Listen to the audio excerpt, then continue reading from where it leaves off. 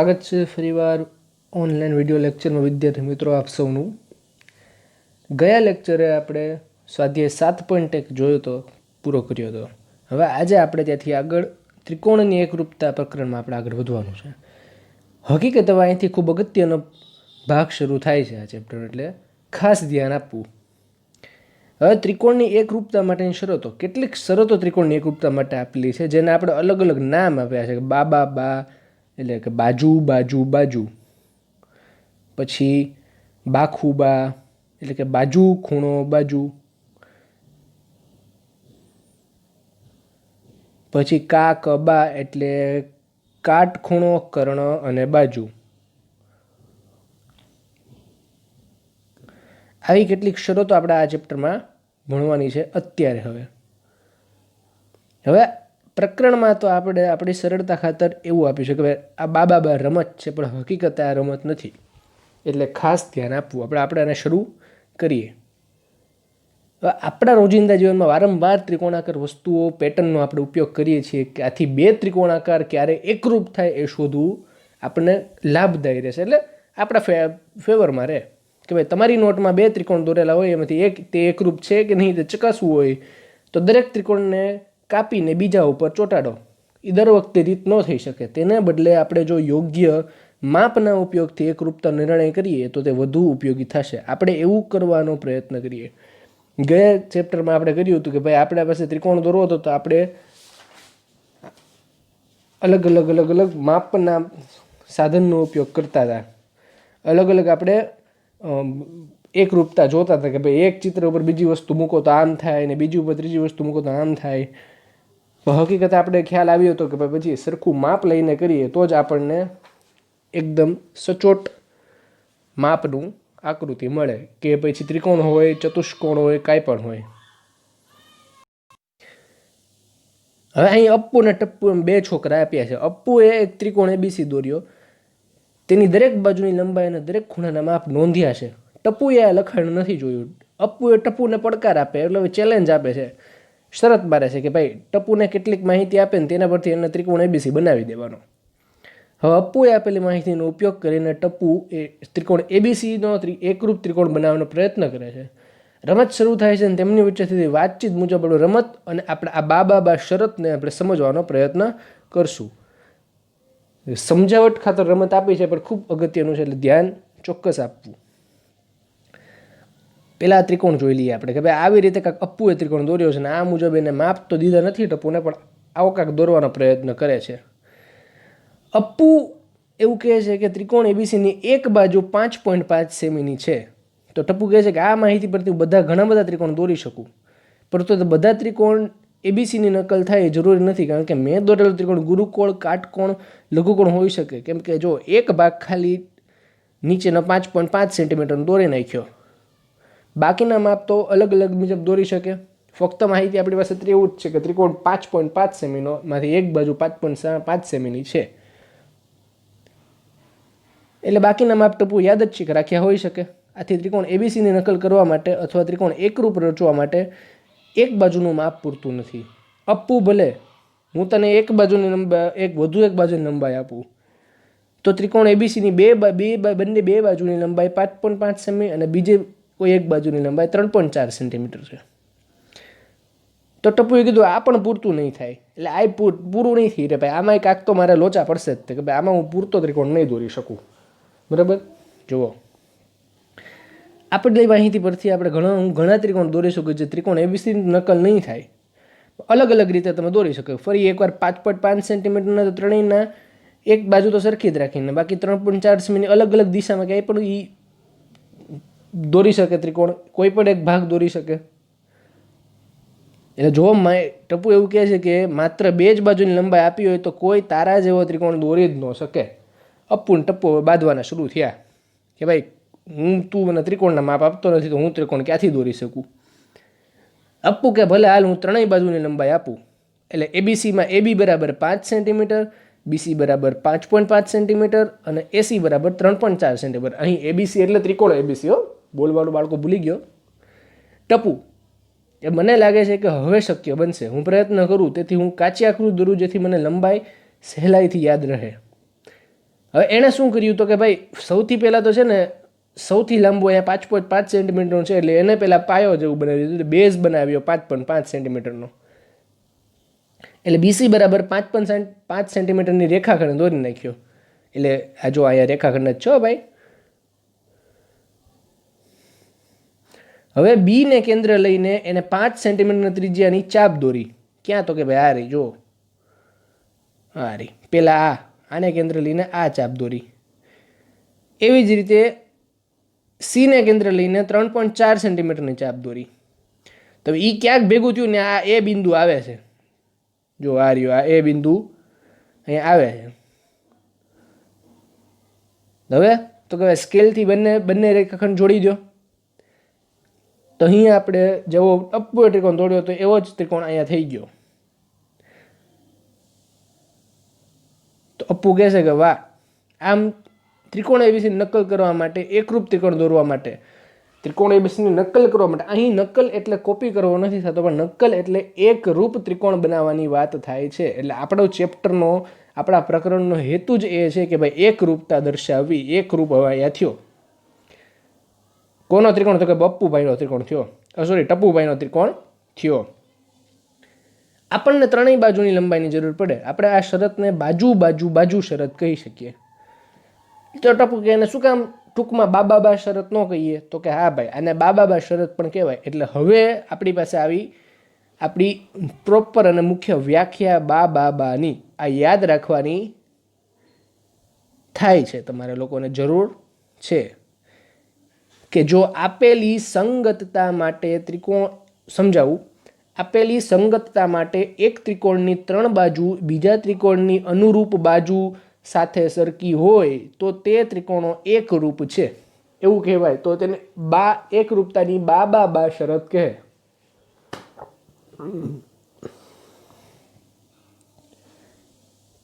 આપેલી સંગતતા માટે એટલે આપેલી સરખી માપ માટે. સંગતતા એટલે સરખું હોવું ક્યાંય પણ.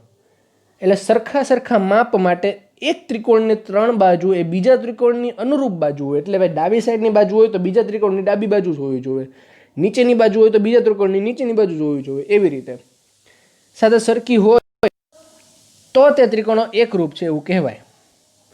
અહીં આપણને એક ઉદાહરણ આપ્યું છે, આપણે જોવું પડે કે ભાઈ ઉદાહરણ નંબર 2 આપણને એવું કહે છે કે ત્રિકોણ એબીસી અને PQR માટે AB બરાબર 3.5 સેન્ટીમીટર, BC બરાબર 7.1 સેન્ટીમીટર, AC બરાબર 5 સેમી, PQ બરાબર 7.1 સેમી, QR બરાબર 5 સેમી અને PR બરાબર 3.5 સેન્ટીમીટર છે. આવા અલગ અલગ આપણને માપ આપેલા છે. આ બંને ત્રિકોણ એકરૂપ છે કે કેમ તે નક્કી કરો. જો હોય તો એકરૂપતાના સંબંધ તરીકે સંકેતમાં લખો. હવે મિત્રો યાદ રાખજો કે કોઈ પણ દાખલો ગણવાનું શરૂ કરો એ પહેલાં આપેલો બધો જ ડેટા જે છે એ શરૂઆતમાં તે જવાબમાં લખી નાખવાનો. પહેલાં જવાબમાં સમાવેશ નથી થતો એનો પણ એ આપણે સરળતા ખાતર લખી નાખવો આપણા માટે સારું.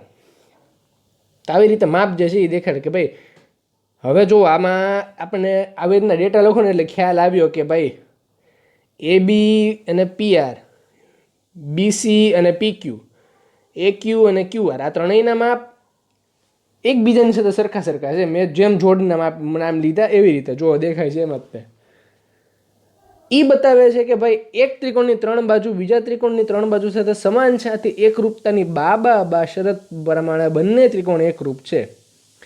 ઉપરના 3 સમાનતાના સંબંધો પરથી સહેલાઈથી જોઈ શકાય છે કે A એકરૂપ BR, B એકરૂપ P અને C એકરૂપ Q. તો હવે અહીંયા આપણને ખબર પડે કે ભાઈ એકરૂપની નિશાની આ થઈ. ખૂણાની વાત થતી હોય ત્યારે, બિંદુઓ વચ્ચેની વાત થતી હોય ત્યારે હવે બંને ત્રિકોણ એકરૂપ દર્શાવવો હોય તો આપણે આમ લખવો પડે, એક્ઝેક્ટ આમ. ત્રિકોણ ABC એકરૂપ. આપણે ગયા લેક્ચરમાં વાત થઈ હતી મુજબ આને એકરૂપતાની નિશાની કહેવાય, ભૂલતા નહીં. ત્રિકોણ RPQ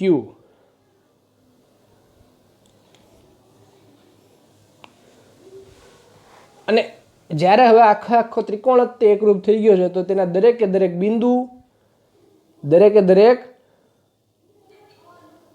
રેખાખંડ એકબીજા સાથે એકરૂપ થશે. યાદ રાખવું કે જુઓ ભાઈ, આ બાજુ સાથે એકરૂપ છે, આ બાજુ એ આ બાજુ સાથે એકરૂપ છે, અને આ બાજુ એ આ બાજુ સાથે એકરૂપ છે. અને એવી જ રીતે બી બિંદુ પી આરે એ બિંદુ આર સાથે અને સી બિંદુ ક્યુ સાથે એકરૂપતા દર્શાવે છે. અને એ જ મુજબ ખૂણો પણ સરખા દર્શાવતો. અહીં ખૂણાનું માપ આપ્યું નથી, પણ જો આપ્યું હોત તો આપણને ખ્યાલ આવે કે ભાઈ ખૂણો એબીસી અને ખૂણો આરપીક્યુ એ બે સરખા હશે. ખ્યાલ આવ્યો હશે, નો ખ્યાલ આવ્યો તો હજી એક વખત ઉદાહરણ જોવું વિનંતી. એવી જ રીતે બીજું ઉદાહરણ આપ્યું છે.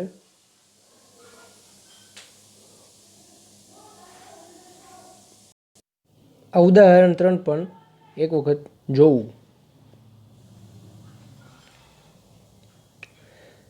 હવે આ થઈ બાબાની વાત ને હવે આવે છે બાખુબાની રમત.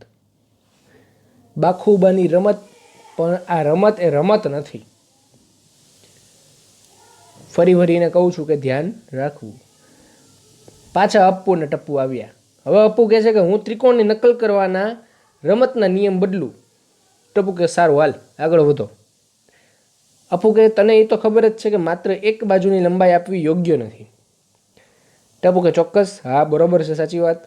તો અપ્પુ કે હવે હું એમ કહીશ કે ત્રિકોણ એબીસીમાં એક બાજુ 5.5 સેન્ટીમીટરની ને એક ખૂણો એ 65° માપનો છે.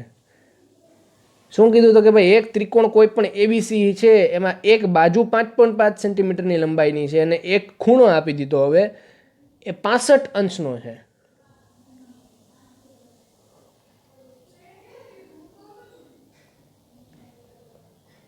ટપ્પુ કે હવે ફરીથી મારે કામ કરવા માટે આ પણ પૂરતું નથી. તેથી તારી આપેલી માહિતી પ્રમાણે હું નીચેના ત્રિકોણ મેળવી શકું, પરંતુ તે ત્રિકોણ એબીસીની નકલ નથી. એટલે જો હવે અહીંયા વાત થઈ 65° ખૂણાની, એટલે કોઈ પણ એક ખૂણો અહીં કાટખૂણો હોય કે કોઈ પણ એક ખૂણો અહીં ગુરુકોણ હોય એ જરૂરી છે. કેમ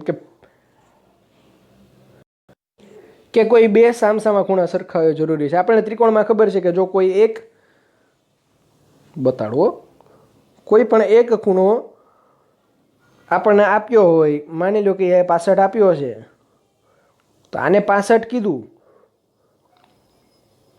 જો આમ ત્રિકોણ દોર્યો હોય તો આને એવું થાય ને આ કોઈ પણ જે બીજો XYZ ખૂણો થાય. એ જ વસ્તુ જો સરખો ત્રિકોણ દોરે તો આપણને ખબર છે કે ત્રિકોણના કોઈ બે બાજુ સામસામા તો સરખા જવાના છે. એટલે એ 65 ને કોઈ ત્રીજો ખૂણો જે છે એનું માપ અલગ હોઈ શકે. એવી જ રીતે અહીં દર્શાવ્યું છે એવી રીતે કે ભાઈ એક 65° ખૂણો કીધો તો બીજો જે છે કોઈ ગુરુકોણ કહી દે તો એની સામેનો એ સિવાયનો ખૂણો જે છે એ વધુ નાનો થઈ જાય.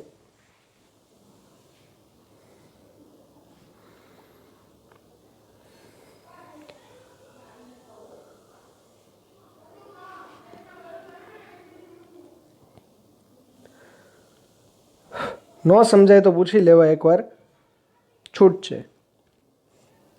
અપ્પુ, તો હવે આપણે શું કરીશું? ટપ્પુ કે વધુ માહિતીની જરૂર છે. તો અપ્પુ કે હવે મારે આગળનું વિધાન સુધારવા દે.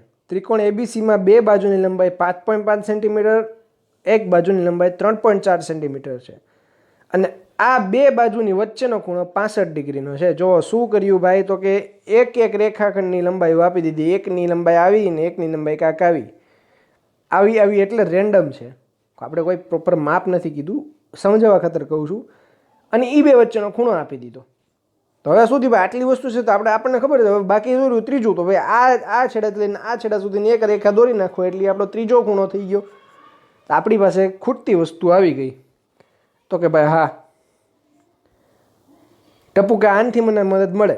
તો એણે શું કર્યું ભાઈ? સૌથી પહેલાં જે મોટી બાજુ હતી એનો પાયો બનાવીને દોર્યો. તો કે ભાઈ BC બરાબર 5.5 સેન્ટીમીટર દોર્યો. BC. હવે તો કે ભાઈ સૌથી પહેલાં તો લીધું એને હાથમાં કોણ માપક. કોણ માપકને રાખ્યું કોઈ પણ બી અથવા કોઈ પણ સી. અહીં આકૃતિમાં આપ્યું છે એ મુજબ એને સી બિંદુ ઉપરથી એને 65°નો ખૂણાવાળી લાઈન દોરી. આપણે એની અલગ રીતે પણ દોરી શકીએ. આપણે બી બિંદુથી પણ લાઈન દોરી શકીએ. અહીંથી એને 65°ના માપ સાથે એક રેખા દોરી અને એની સાથે એને પેલા 65°ના માપ લઈ લીધું. હવે ઈ બિંદુ ઉપર એને આગળ જોયું કે ભાઈ અહીં મારે 3.4 સેન્ટીમીટર જે છે એ કેટલું દૂર થાય? તો કે આટલું દૂર આવે. અને આ ખૂણો બની ગયો 65નો. તો હવે માગે આપેલી રકમમાં આપણને જે ડેટા આપ્યો છે એ મુજબ આપણે આટલી વસ્તુ દોરી શક્યા. તો હવે ટપુએ શું કર્યું? તો કે આનાથી વધારે બાકી હોય એવી લાઈન એને દોરી નાખી. તો કે કોની વચ્ચે? તો કે ભાઈ બિંદુ એ અને બિંદુ બી ની વચ્ચે. તો હવે તો કે એને બી થી લઈને એ સુધીની લાઈન જે છે એ પેન્સિલથી દોરી નાખી. આવી રીતે અપ્પુએ ફક્ત માપ આપ્યું, કીધું, એ ઉપરથી તેણે આખો ત્રિકોણ દોરી નાખ્યો. આ આપણે શરતને કહેશું બાખુબા શરત, એટલે કે બાજુ ખૂણો બાજુ શરત. શું કહે છે ભાઈ? જો ફરી એકવાર જોઈએ કે ભાઈ આપેલી સંગતતા માટે એક ત્રિકોણની બે બાજુ અને તેમની વચ્ચેનો ખૂણો એ બીજા ત્રિકોણની બે અનુરૂપ બાજુ અને વચ્ચેના ખૂણા સાથે હોય, સમાન હોય, તો તે બે ત્રિકોણો એકરૂપ છે. ફરીવાર સમજીએ. આપેલી સંગતતા માટે એટલે આપેલા સરખા માપ માટે એક ત્રિકોણની બે બાજુ, એટલે કે આ ભાઈ હાલો એક ત્રિકોણની બે બાજુ અને તેમની વચ્ચેનો ખૂણો, એ જે બે ત્રિકોણના માપ આપ્યા છે એ બે વચ્ચેનો જ ખૂણો, અને બીજા ત્રિકોણની અનુરૂપ બાજુ અને વચ્ચેના ખૂણા સમાન હોય, એટલે કે બીજા ત્રિકોણની આ અનુરૂપ બાજુ એટલે આ ફરી આવી જ બાજુ અને એની અનુરૂપ ખૂણો એટલે કે આ. એટલે આ બે જો સરખું હોય એકબીજા સાથે તો બંને ત્રિકોણો એકરૂપ છે એમ કહેવાય. આ મુજબ આપણે બાખુબા શરત મુજબ એકરૂપતા દર્શાવી શકીએ. આપણે હજી અહીં શરતમાં એક શરત બાકી રહેશે, જેના આપણે ખુબાખુ શરત કહેશું, અને ઉપરાંત કાકબા શરત પણ હજી બાકી રહેશે. એટલે હજી આપણે બે શરત ભણશું ને હવે આપણે આવતા લેક્ચરમાં ભણશું. પણ ત્યાં સુધીમાં સરખી રીતે બાબાબા અને બાખુબા શરત એ સમજી લેવી. તો હવે અહીંથી આગળ આપણે નેક્સ્ટ લેક્ચર મળશું. આવજો વિદ્યાર્થી મિત્રો.